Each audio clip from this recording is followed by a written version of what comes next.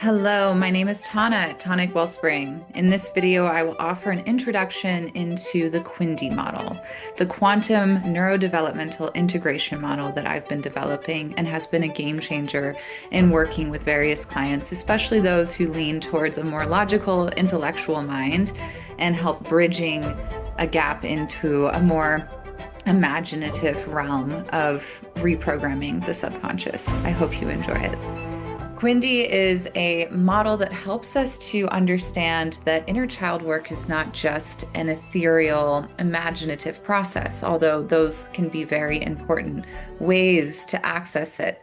Those entry points of using our imagination to imagine a younger version of ourselves can be a beautiful opportunity to commune with these younger aspects of ourselves. Yet there is also a very biological correlate to this work. When we think about our development, one of the first things to form in utero is our brainstem. And from there, different systems of the brain evolve, including the systems like the amygdala and the limbic system. And one of the last things to develop in our maturation is the prefrontal cortex. And that is what represents our executive functioning, our ability to have sound reasoning, to have really good problem solving.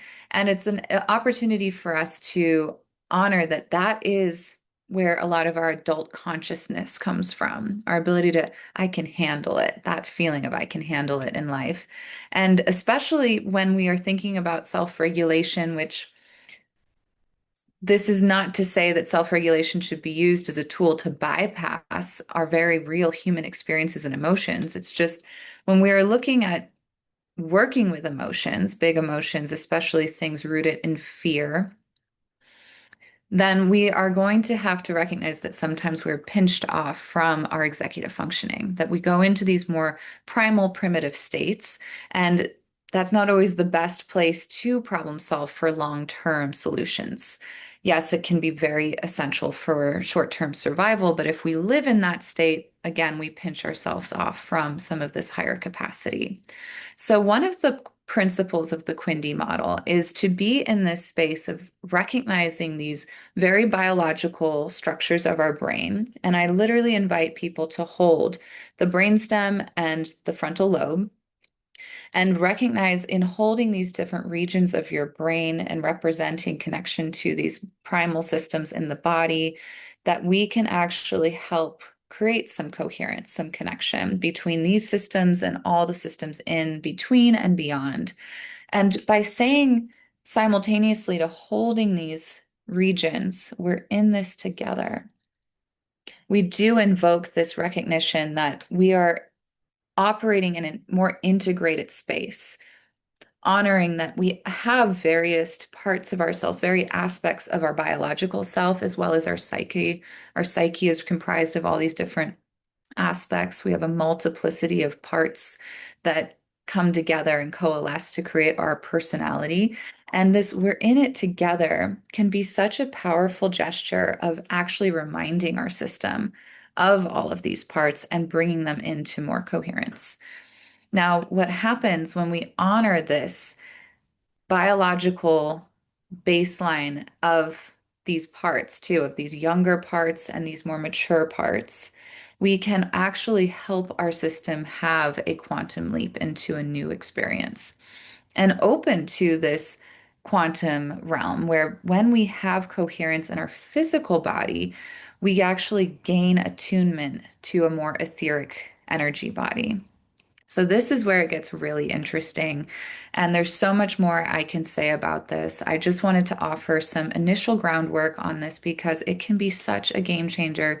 So many of my clients who have very strong intellects and logical thinkers will sometimes struggle with the inner child work. They just are thinking about it so logically. And also because plenty of clients will reflect on their childhood and feel like, well, my childhood was fine. Like, sure, it wasn't perfect, but that's not the source of my issues. And sort of bypass inner child work because they think it's only for people who had horrendous childhoods, something really egregious happened. And really, inner child work is for all of us, as anyone who's living in a human body, to recognize that as we grow into our adult selves, that again, we're not always accessing our executive functioning and our real adult capacities. So often we're really still operating from much younger systems in our body.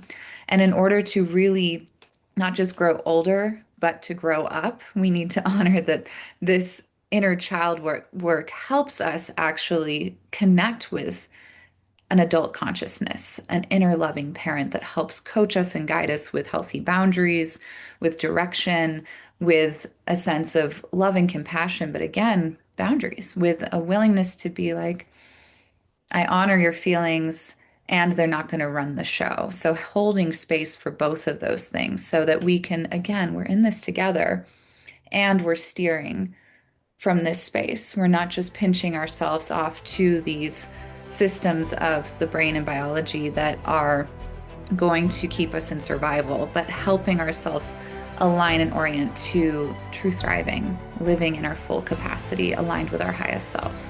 If that sounds good to you and you'd like to continue this work, feel free to get a complimentary consultation with me through the link somewhere around this video. I look forward to working with you.